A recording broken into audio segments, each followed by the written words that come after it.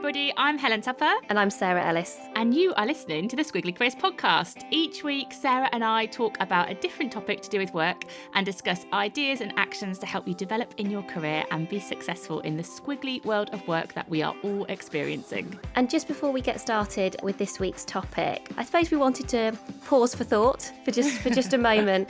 I know September generally is a bit of a reset moment, but this year and this September isn't the same as previous years. And I think we're both really feeling it in terms of it feels hard. It does feel hard right now. I know people listen to this podcast from all over the world and everybody's in different stages of lockdown or restrictions. You know, we've been working in a very different way for quite a long time now. We've had a lot of uncertainty and change to cope with. And I was actually reading a really interesting article in The Guardian, which I'll put the link to in our podcast notes, which was all about if you perhaps find winter quite tough, how our current context potentially makes it even tougher and how we can learn to think like a Norwegian was the kind of premise of the article. And actually, I've been to Norway on holiday, and this is pre-kids. I went to a place called the Lofoten Islands. And the Lofoten Islands, in the winter, you get like hardly any sun. But when you go in the summer, which is when I went, it never gets dark. And like, honestly, it's really weird. You can go for a walk at like 1 a.m.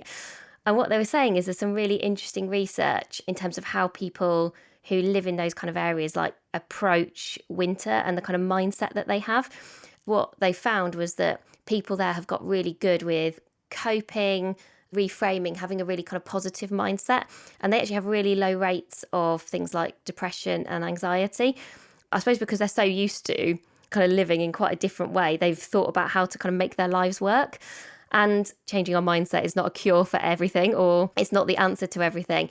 But there are some really interesting kind of ideas and thoughts in there around if we are having a tough time. And yeah, Helen and I were having a chat even before this podcast, both going, we're both having quite a tough time right now. And then stopping and thinking, okay, so what do we feel positive about right now? Like, what are we feeling good about? What are we looking forward to in the next, even if it's just like, what are you looking forward to this week?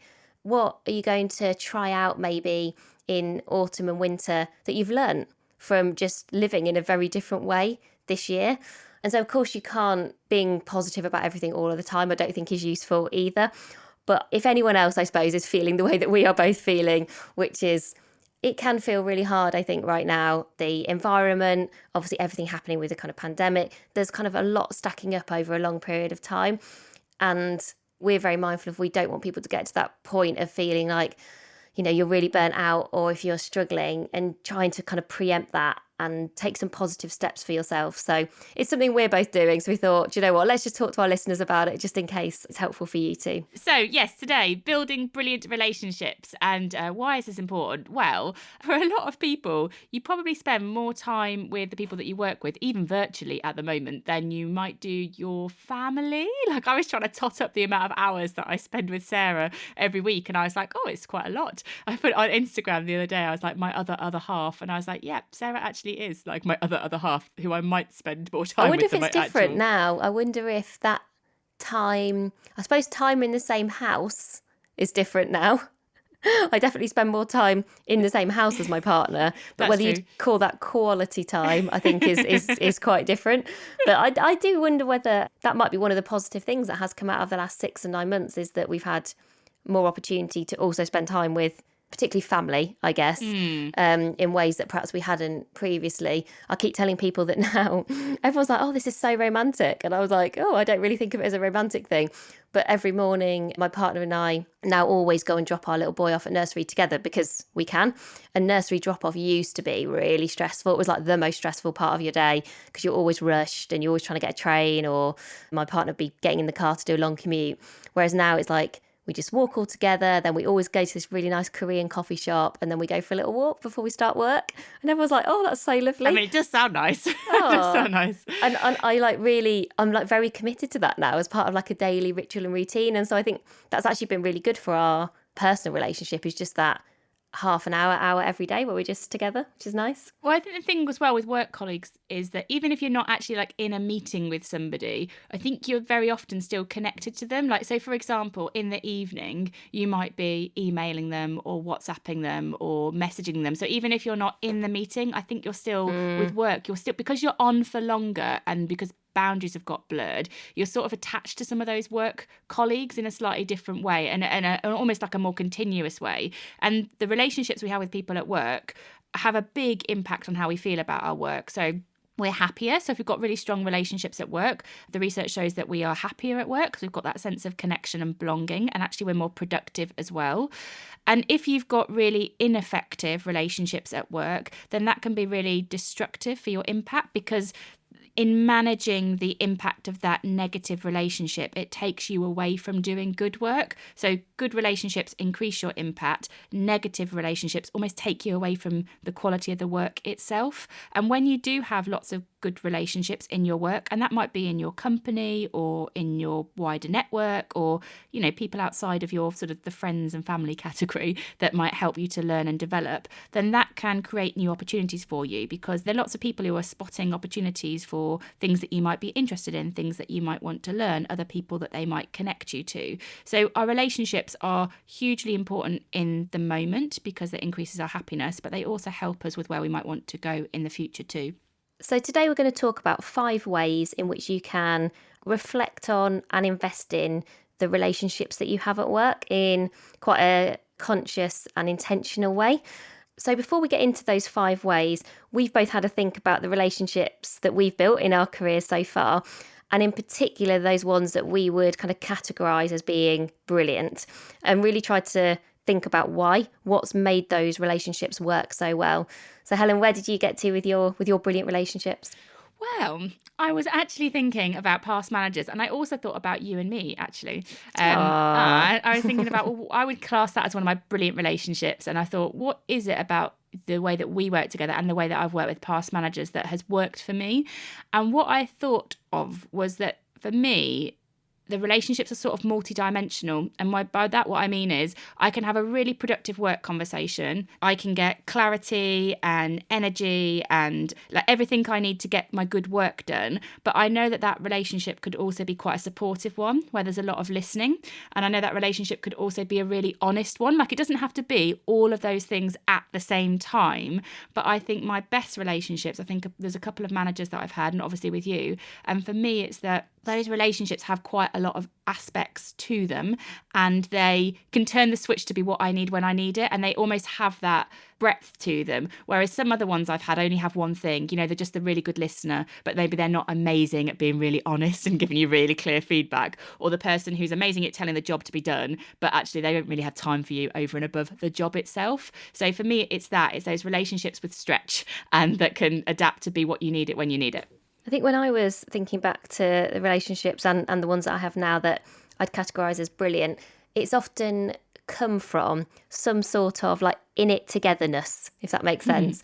So some sort of, doesn't mean that it's been like this the whole time, but there's been maybe a project or something that we've worked on, or a particular moment in time that's meant that myself and that person have really come together around a common objective. We really kind of trusted each other. We were really committed to whatever it was we were kind of trying to achieve.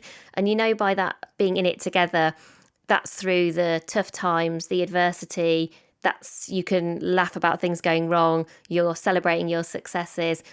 It doesn't always mean that you have to agree the whole time. It doesn't mean that there won't be hard moments. And for some of those people, I think I probably have a kind of better quality of relationship with that person.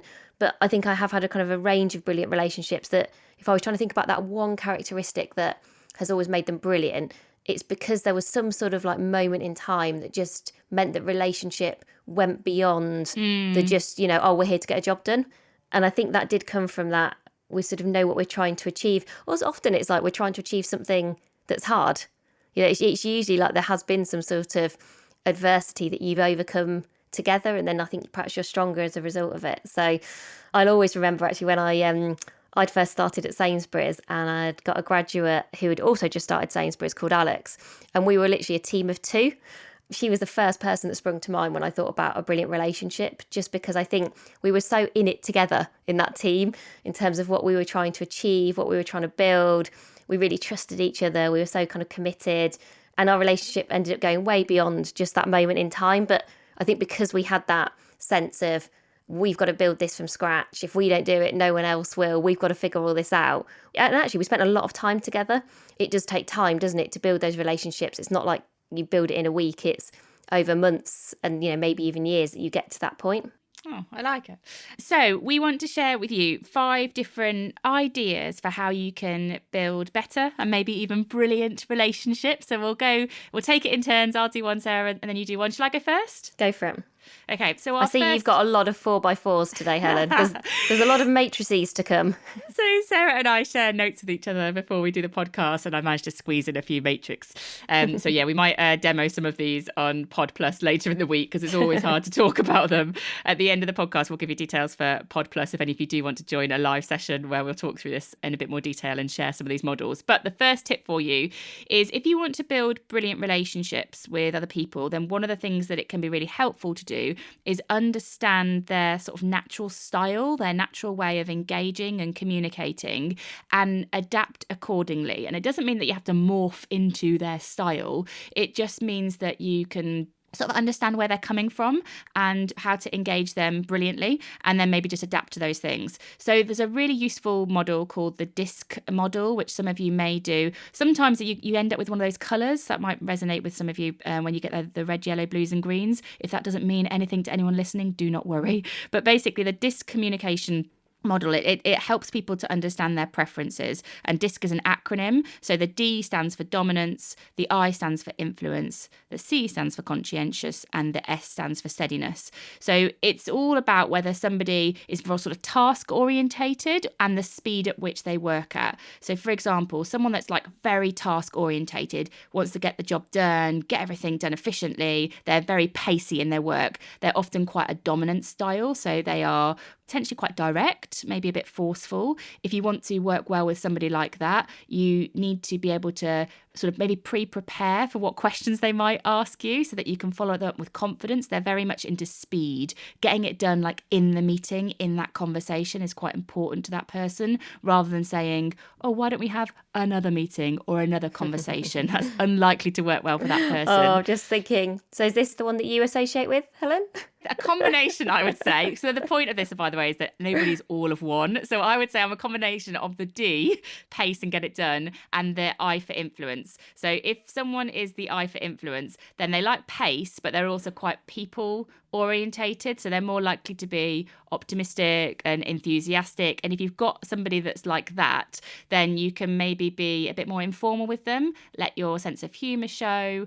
Often because a conversation's quite informal, you almost might need to follow up with the facts, because they might just get into, oh, what have you been doing this weekend? And have quite a general conversation. And then at the end of it, they're like, what did I actually need to do again? So if it's that, so I think I'm a combination between both of those. I'm going to ask you at the end which one you are. I was just thinking how you definitely, what I actually often really appreciate about working with you is that pace is actually incredibly useful at times, because sometimes, you'll be like, let's do it now. Let's sort this thing out now. Let's not, we don't need to have another conversation, or basically not letting things, because I think dominant can sound negative as a word, but it's not in terms of in this context. I think sometimes the way these tools, the words and the language they use can be a bit misleading. But actually, I would say, you are definitely a combination of the D and the I. But when I see the D, people might be like, oh, is dominance a bad thing? To be, results orientated, to be pacey, to get things done in the moment. And I would say it's one of the things I appreciate the most about you and what we do. And without that, we wouldn't get stuff done. And you make stuff happen with pace, but you kind of put on that layer of optimism and enthusiastic brilliance as well. So it's a great combo to have. Oh, that's very kind, Sarah. Thank you. So the S is where someone might be quite people orientated, but maybe they're not like let's do everything now, in sort of Helen style. And that's where someone might have more of a steady approach. So they're often a bit tactful. They're quite accommodating. They can hear everybody else's different perspective. They've got more patience. They don't think, I just need to get this done for the sake of getting it done. And if you've got somebody who you spot is like that, so they're kind of people orientated, but they're more moderately paced, they don't want to be rushed into decisions. For them, you practice active listening. Make sure that you confirm what you've heard them say, summarize what they've said, sort of mirror their pace is often quite an important thing with them, but show that you care by the active listening. And the last one is the C. This is somebody who is moderately paced, but they are still focused on the task. And so they're more analytical, quite precise about things that they like to know about. They might be more reserved, quite a sort of logical person. If you spot those kind of people, they like quite a lot of detail up front. So you might want to email them in advance with agenda items, for example, or if there's something that they need to discuss in a meeting, you might want to give them that detail to review beforehand, setting clear expectations, giving them the space to work independently. Those people that work at their own sort of pace and they're quite task orientated, they're brilliant at working independently. So give them the space to do that. Maybe, you'd set expectations maybe at the start of the week and then catch up at the end of the week and just leave them be in the middle. So Sarah, which ones of those now do you identify with? Do you know what, when I looked at this before our conversation, so none of them fully. I looked at this straight away and thought Helen's DI, 100%. Dominance and influence together, exactly as you'd identified. Whereas I look at it and think there are some aspects of each of the descriptions that I can see in myself. So I'm definitely optimistic, and enthusiastic, which is in the I, which is in the influence. I'm results orientated, which is in the D, but I'm not direct particularly. And I'm certainly don't have the kind of pace and the energy that you would bring to kind of getting stuff done. So I probably have a bit of steadiness and kind of a bit slower sometimes in terms of the way I would approach things. I'm quite pragmatic, which I think is probably similar to being even-tempered. So yeah, I looked at it and thought, the one thing I think I'm not probably is conscientious. I was about to say, I think you're dis, but that's not in the right order, like the bit of dominant, a bit of influence, a bit of steadiness. Do you know what I'm going to do, Sarah, after this? I'm going to give you a link, and I'll share this as well in the resources to everybody, where you can self-assess yourself. So it's like a free link, and then we'll see what you are. So this is really about people understanding where other people are coming from, but I think it can also be helpful to understand a bit about where you are coming from. So I'll send you the link, Sarah, and everyone listening, I'll give you the link too, so you can have a look at it. I look forward to seeing what I can see whether our predictions are right. So tip number 2 is about thinking about the kind of type of relationship that you want to have with someone. And I found this really helpful for me personally in my career, because I think I expected to have the same type of relationship with everyone because of my natural preference.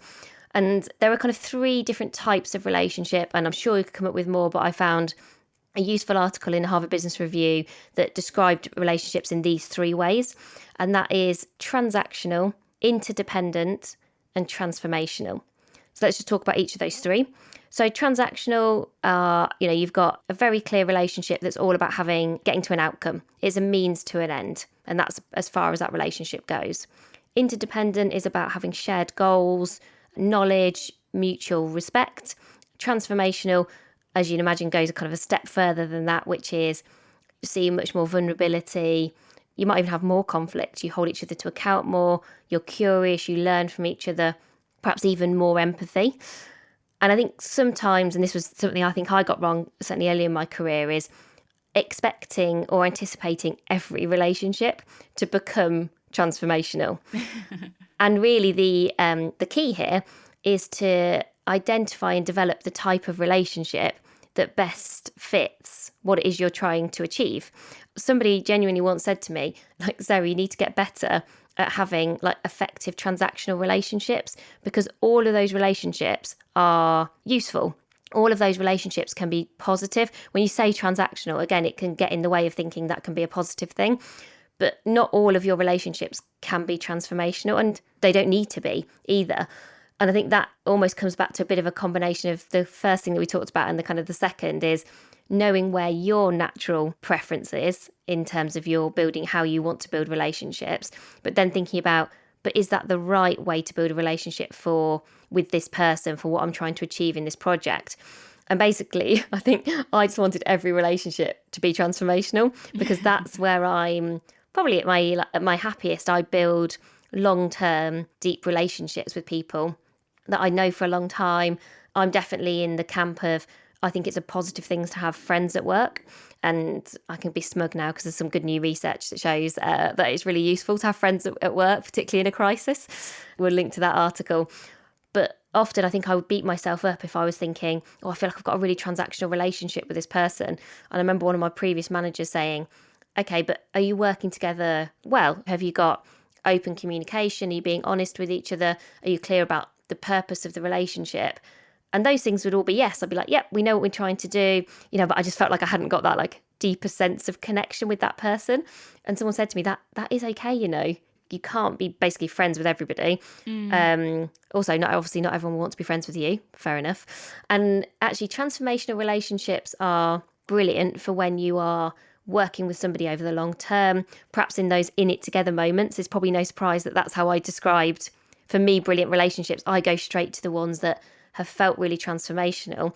But actually, I think if you thought about this in a more nuanced way, you could probably think about, what brilliant transactional relationships have I had?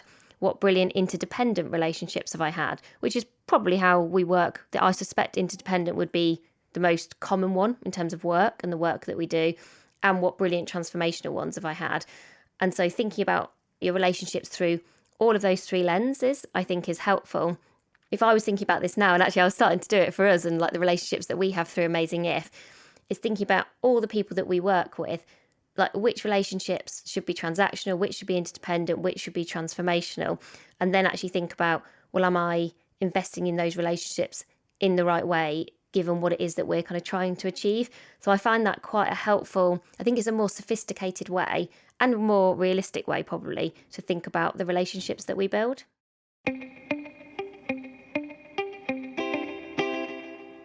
The third tip is actually sort of quite linked, I think, to the transformational relationships that Sarah talked about, which is that in order to build brilliant relationships, and I think there's probably an implied thing there that those are the ones that are maybe more transformational, they don't all have to be, but it's about the importance of vulnerability. I would really recommend Brené Brown's work in this space, but the essence of it is that if you are prepared to be more vulnerable, which might be you showing that you have made mistakes in a working day or in your career, you talking as if you don't have all the answers. Like if I go around all day and everyone thinks I'm perfect and I know everything, that is not necessarily opening the door to empathy and to understanding. And so if you can be vulnerable, it helps to build more belonging for other people, more sense of connection. People are likely to be more open with you. And it's just thinking about, what does appropriate vulnerability look like for you? So it doesn't mean we have to go around all day going, I'm really struggling and I failed yesterday and everything's awful. It's not that. And particularly if you're going from being quite closed to suddenly on Tuesday you're like, oh, I've heard the podcast today, I'm going to be really open with everybody. I think there's an appropriate amount of vulnerability for you, and I think it sort of depends on your starting point. But the big piece here is, if you feel like you are putting on too much of a persona sometimes, think about your natural, how you're genuinely feeling in the here and now. So if I rock up on a Monday and I've had a really hard weekend and I'm really tired, and I say to Sarah, everything's amazing, I can't wait for the week ahead, that I am really putting a front on how I'm feeling.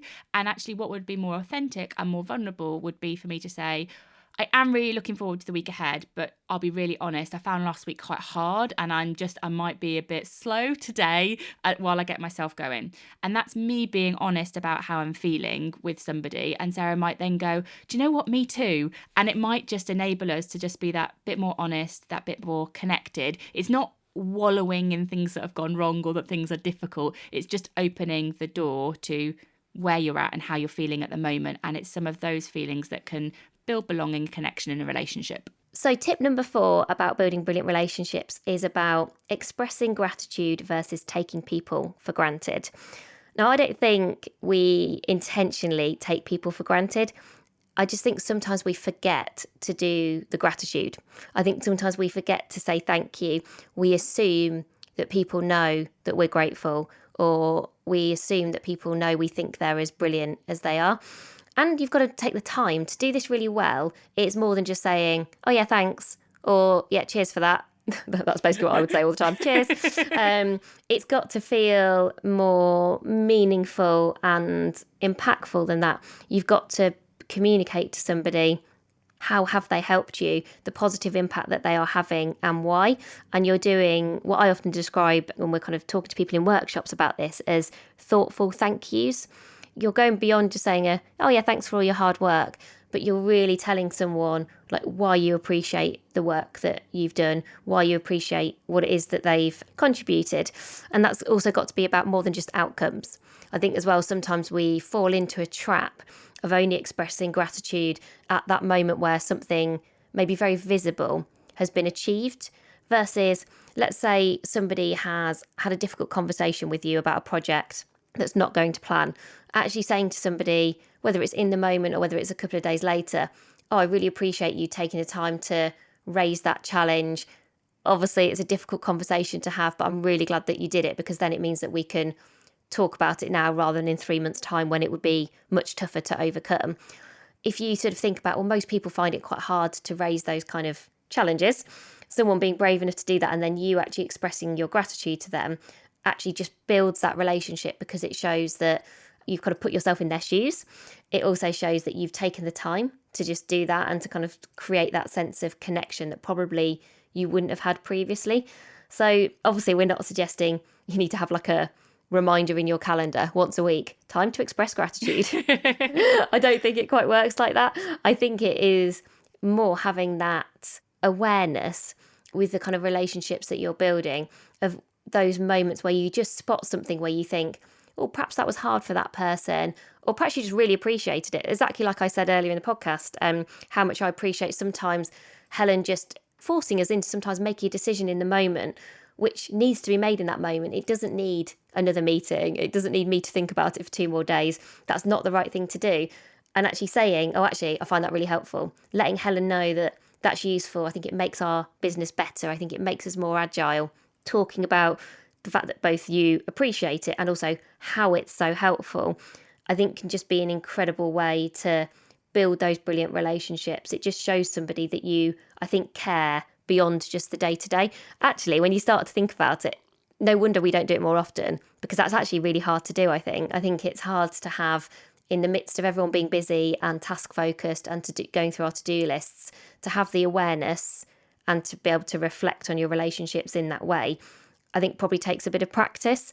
So perhaps as a starting point, maybe just write down the 3 or 5 relationships that are most important for you in your work right now, and just have those, be really clear about those relationships.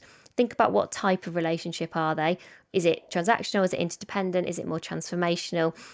And then just start to be on the lookout for opportunities to express gratitude, to say a thoughtful thank you. And just as and when the right moment comes along, it'll probably just be more top of mind for you to take action. And our last tip is all about managing your boundaries. So it's funny, isn't it? Because we talk about boundaries in terms of like the hours we work and when we should, switch off from work. But this is actually about almost when it's appropriate to switch on and switch off from relationships as well. And so boundaries apply in terms of building brilliant relationships. And the context here is that if you have no boundaries, so if you're sharing everything that you're feeling, when you're feeling it, and if somebody else is doing the same thing too, so you've kind of got this boundaryless relationship, then actually that can be quite volatile. It can be quite draining. There's no distance between you. And that's where a relationship might have gone, it almost might be too close for comfort is one of the things there. Now, on the opposite of that is where you've got really firm boundaries in place. So, before earlier when I was talking about if you're putting on a really big persona, you're both pretending that you're feeling something that you're not feeling at the moment. So you're always positive and everything's always productive. And so we don't want to be at either end of this really, where there's absolutely no boundaries or the boundaries are sort of too formal and you're almost walled off from each other. There's some research we'll link to by someone called Greg McCohen who talks about the sweet spot of boundaries, and it's when you're giving enough, so you're sort of open enough, you're selectively vulnerable. It would be one of the things that would fit here, like Sarah was saying earlier, and the other person has the same level of boundary as well. Just think about the balance of boundaries in your relationship. Does it feel equal and does it feel appropriate? So for example, if you're sort of really putting up a particular identity but someone else is completely splurging everything they're feeling whenever they're feeling it, and they're constantly contacting you about all of that, then it might feel a bit imbalanced, and that might not be quite right. Equally, if I was just saying to Sarah how I was feeling all the time, and Sarah's going, yeah, absolutely. Back to work, Helen.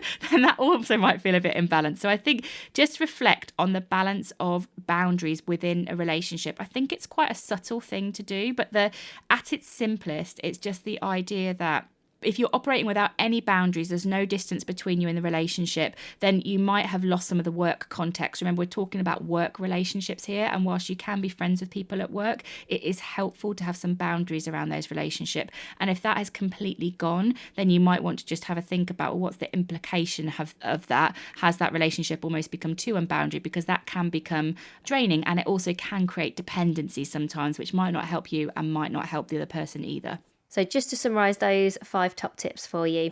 Number 1, have a look at your DISC communication preference. We'll put the link for that if you want to kind of explore that in more detail in our podcast notes. Number 2, think about the type of relationships that you have, and are they the right type of relationships for what you're trying to achieve, whether they are transactional, interdependent or transformational. Number 3, be willing to be vulnerable at the right moment in the right way. Number 4, express gratitude and think about those thoughtful thank yous. And number 5, manage your boundaries. So thank you so much for listening this week. We hope you have found that helpful. If you would like some more support with your career, we have just launched 2 new live learning sessions. So there you can find these on www.amazingiflearning.com. We've got one which is all around personal purpose. So how you can think more about what really drives you, where you want to go in the future, and sort of connect that to your career. So we've got that one. And then we've also got one which is all around progression. So making sure that we think about all the different ways in which we can progress our career. Particularly good if sometimes that you could just see promotion. If you're kind of a bit blinkered to promotion, we're going to help you think a bit more broadly about all the different ways that you can develop your career. And they're 90-minute sessions. We hold them over lunchtime. They're interactive Zoom sessions.